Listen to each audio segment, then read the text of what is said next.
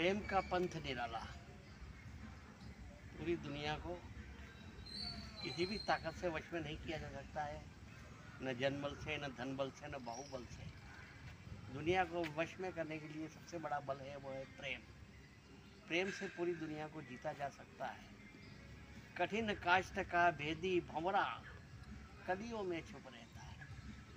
भंवरा जो है उसमें इतनी शक्ति होती है कि यदि उसे मोटे लकड़ी के बॉक्स में बंद कर दिया जाए तो रात भर में उसको वो फोड़ करके और बाहर निकल जाता है।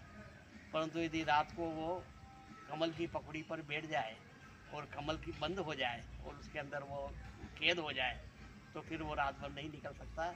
वो सुबह जब वापस कमल खिलता है तभी वो उड़ के बाहर आता है। तो यह जो प्रेम का पंथ है ये बड़ा निराला है।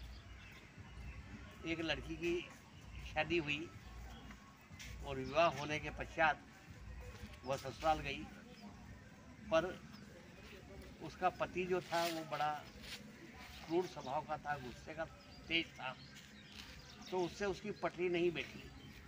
बहुत उसने अपनी माँ से शिकायत की कि मेरे पति से मेरी पटरी नहीं बैठती है।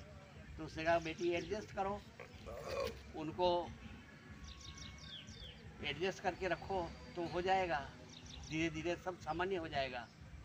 तो उसके बाद में भी वो नहीं मानी। उसने अपनी बहन से कहा और भी कई रिश्तेदारों से कहा कि मेरे पति से मेरी बनती नहीं है। तब सबने ये कहा कि रिश्ते सामान्य हो जाते हैं, तुम एडजस्ट करके रखो, उसको उसके तरीके से उसको समझाओ, परंतु वो नहीं मानी। आखिर किसी ने बताया कि एक पहुँचे हुए संत हैं, वो सभी समस्याओं का समाधान करते हैं, तुम उनके पास में जाओ, वो तुम्हारा कोई रास्ता बताएंगे। तब उस गई संत के पास के ने कहा मेरे पति से मेरी नहीं बनती है, आप वो गुस्से के बहुत तेज है, मैं उसको उसके साथ में सामंजस्य नहीं बिठा पाती हूँ, मैं उनके साथ नहीं रहना चाहती हूँ। तो उन्होंने कहा इसका ऐसा है कि मैं एक ताबीज़ बना के दे सकता हूँ, वो ताबीज़ अगर तुम पहनोगी तो तुम्हारा पति तुम्हारे बस में हो जाएगा और तुम्हारे ऊपर गुस्सा नहीं करेगा, तुम्हारे से तालमेल बिठाएगा, सामंजस्य बिठा के रहेगा। तो उसने कहा बना दीजिए ताबीज़। तो उन्होंने कहा कि ताबीज़ बनाने में एक शर्त है कि उस ताबीज़ के अंदर शेर की मूंछ का बाल रखना पड़ेगा। अगर तुम शेर की मूंछ का बाल ला के दे सकती हो तो मैं ताबीज़ बना के दे सकता हूँ। तो लड़की ने कहा हो ठीक है, मैं करूँगी कल से ही कोशिश। और वो चिड़ियाघर में गई जहाँ शेर पिंजरे में बंद रहता है। उसने उस शेर के लिए उसका मनपसंद भोजन बना के ले गई और उस शेर को खिलाया। पहला दिन तो शेर उसको देख करके दहाड़ मारी। दूसरे दिन जब फिर वो उसके लिए खाना लेके गई तब शेर को कुछ समझ में आया, उसने चुपचाप खाना खा लिया। तीसरे दिन फिर वो खाना लेके गई। इस तरह से 15-20 दिन, महीना भर बीता तो वो शेर उससे सहज हो गया और वो उस शेर के सर पे हाथ फिराने लगी, उसके पास जाने लगी। शेर उसको देख के घुर्राता नहीं था, दहाड़ता नहीं था और कुछ भी नहीं करता था। धीरे धीरे शेर जब वो सर पे हाथ फेरती तो उसको चाटने लगा और दोनों में संबंध और प्रेम ऐसा स्थापित हो गया कि 6 महीने के अंदर तो इतने अच्छे मित्र हो गए शेर और वो लड़की कि वो उसको शेर का भय रहा ही नहीं। वो पिंजरे के अंदर तक चली जाती, उसके शेर के गले में बाहें डाल करके बैठ जाती है तो शेर उसको कुछ नहीं कहता। तब उसने एक दिन उस शेर की मूंछ का एक बाल लिया और उसको उखाड़ लिया।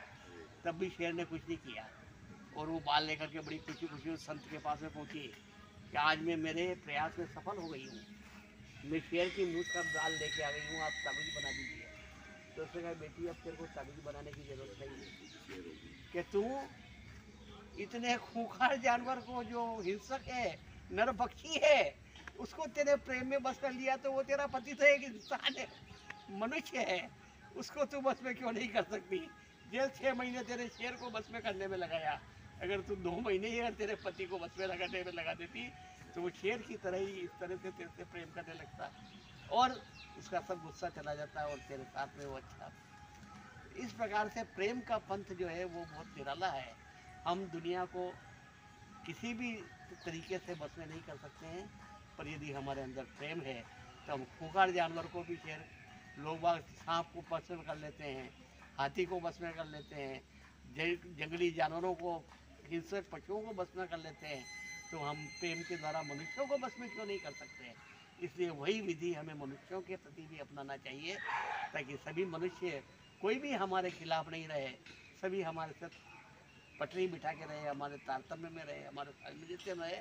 उसका एक ही मार्ग है कि सभी से प्रेम करें।